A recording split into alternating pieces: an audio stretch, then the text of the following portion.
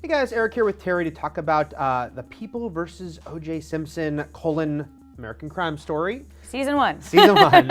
The new anthology series from Ryan Murphy, obviously kind of the title giving you a bit of connective tissue to American Horror Story.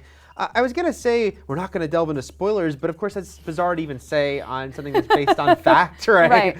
Though I will say when Ryan Murphy was talking about this show at a recent presentation we were at not too long ago, he was like, I thought that I was someone who knew everything there was to know about the OJ case, and in every episode there was something that surprised me. So there probably will be things that you don't necessarily know about this case. But we've seen the first 6. Yes. So we're going to kind of give, so this is kind of our overall thoughts, not getting too specific on the minutia of every episode, but I guess we will touch upon a few things that, again, spoilers. If you have Google, though, they're not really. But yeah, so let's just get into first impressions here. Having seen those 6 episodes, what do you think of this show?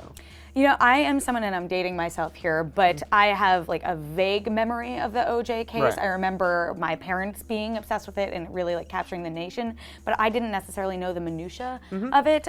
So a lot of this stuff was sort of coming to me for the first time, like just how manipulative Johnny Cochran was, and playing the race card, and a lot of the other things. So in that sense, and I feel like you'll feel a little differently because you were a lot more aware of it, but it was very gripping is a word that we've been using. Like you can't stop watching. And I think we'll talk a little bit more about the Ryan Murphy of it all later, but you come into it not necessarily knowing what to expect with his name attached to it.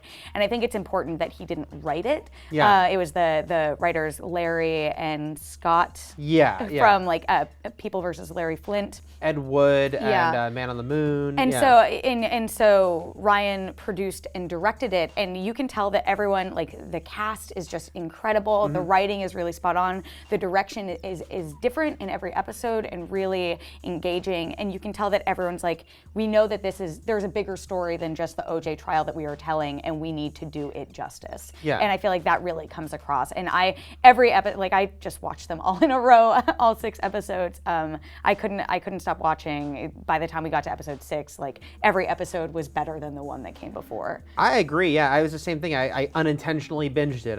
Because we have these stacks of screeners we get, especially over the holidays, because of all the new premieres. And I thought I'd watch 1 or 2, and I ended up watching all 6 in a row. It's really well done, and it's taking a story that ultimately we know in broad terms. We know the facts. We certainly know the end of it and how the trial ends.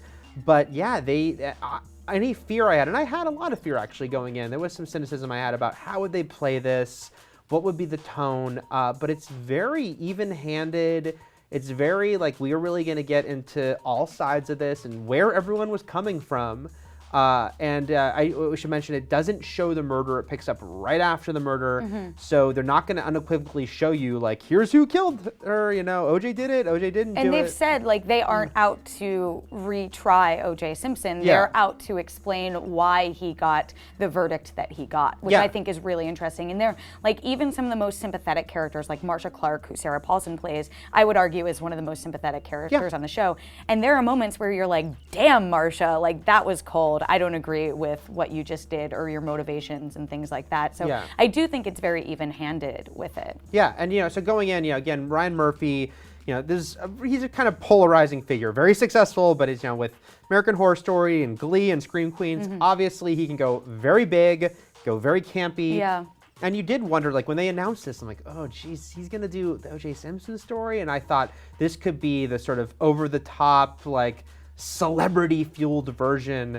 And it's not. It doesn't feel like anything he does. And again, as Terri mentioned, he is a producer and he directs some of it, but it's not his story. He didn't write the episodes.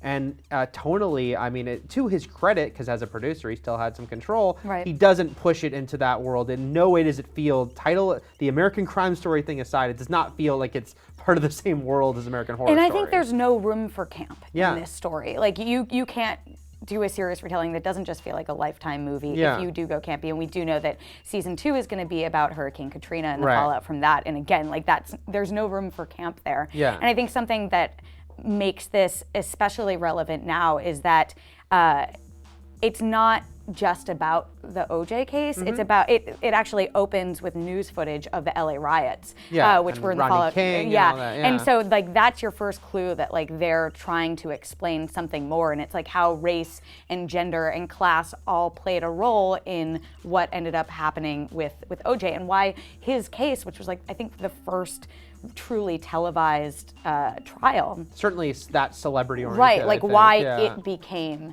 the story. And if it wasn't OJ, it would have been someone else, right? Like that's sort of the sense you get. And I think they do a great job exploring that. Yeah. Contextually, it is very interesting what they present.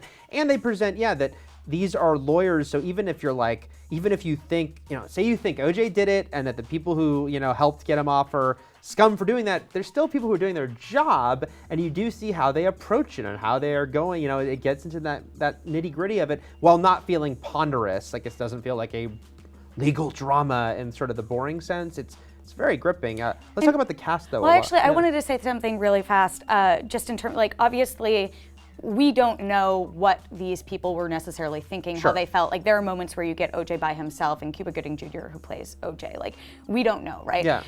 This isn't a documentary, but at the same time, I think it's really interesting that the writers have spoken about how everything they did portray is like based in fact. And yes, maybe there's a timeline that was condensed to one episode instead of 6 months, but the main basis of the information they used for this is Jeffrey Toobin's book, The People vs. O.J. Simpson, and he was like a courtroom reporter. He did like a huge journalistic endeavor, and then also all the actors used their characters' respective autobiographies, books about this situation to draw from. So I just think that that's like really interesting in just how much they tried to stick to what the truth that they know it and it's is. Never going to be 100%. It can't be because it's a TV show and it's still going to be heightened for drama, but you don't feel like they're pushing it. Right, that they're just like making something up. Yeah.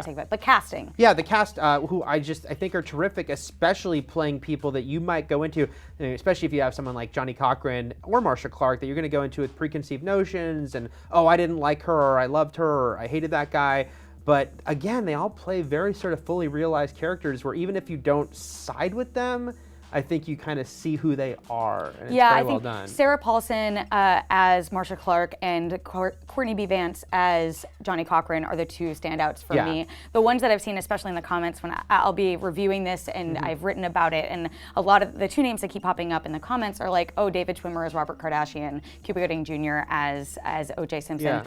I think Schwimmer and Gooding are like great. Like, I think it's in a lot of ways Robert Kardashian is our moral center of the show, and it's when he starts, you can see in his eyes that he is questioning, did OJ do it? Did my best friend do it? That you feel that as the audience.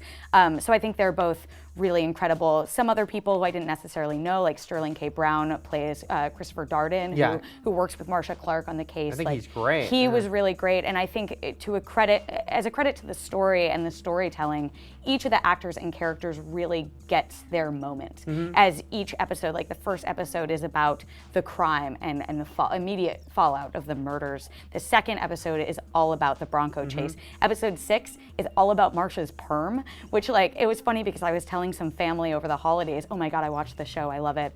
And someone was like, oh, Marcia Clark, her perm. I was like, listen, she was a woman, like she was a working woman. She had all these issues. Like you feel very personally involved. And I think that's, again, a credit to this show doing its job very well. Yeah, it takes people that had become, whether they wanted to or not, TV stars and kind of shows you what the truth was with it. We should mention Travolta because he's obviously sort of the huge name actor-wise, who's also, I think, it's a little bit polarized. I'm seeing the reaction critically to him because he's pretty mannered and big playing Robert Shapiro here, and some people don't really like what he's doing. What did you think of Again, Travolta? like I didn't really have an idea of who Robert Shapiro was from the case, and I was expecting Travolta to be someone who was sort of an issue for me. I didn't have an issue with him. I think that across the board, the cast has done a good job making you relate to their character, even if you don't necessarily like them. Yeah, Matt Fowler and I were talking about Travolta specifically, and he said something I agree with, which is he is very mannered, probably more than anyone else, But if you can accept that after a couple minutes, it's a good performance. Right. Like, it's like, okay, he's doing this thing, but he's still giving it his all. And I think it's a good performance. And then, Schwimmer, it's funny that Kardashian becomes a very interesting character and what it's like for him to think, my friend can't be a murderer, but his other friend was the one killed, and what that all works. We should mention before we wrap up the Kardashians as a whole, because it's a strange thing that affects this. It doesn't affect this show, but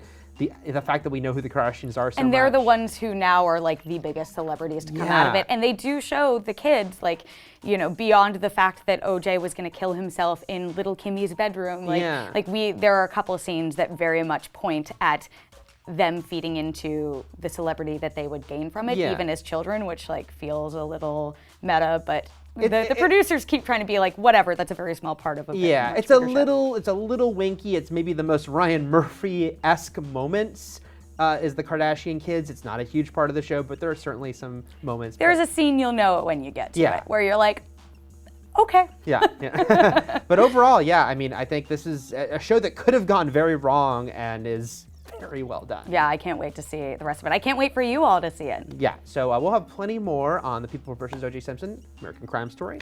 So keep it here at IGN.